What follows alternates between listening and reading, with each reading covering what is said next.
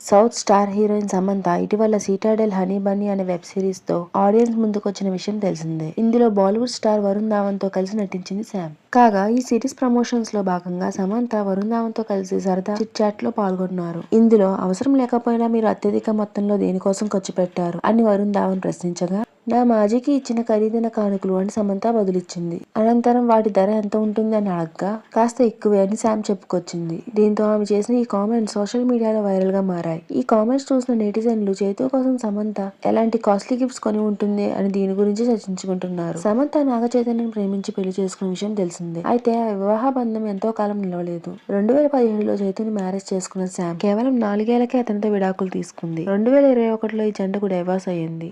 ఆ తర్వాత నుంచి సమంత సినిమాలు చేస్తూ బిజీ అయ్యింది. మధ్యలో మయాసైటిస్ అనే వ్యాధి బారిన పడి కొంతకాలం సినిమాలకు గ్యాప్ ఇచ్చింది. నా వీడియో కనుక మీకు నచ్చినట్లయితే please like, share and subscribe my channel mega Masti. And thank you for watching. Please support me.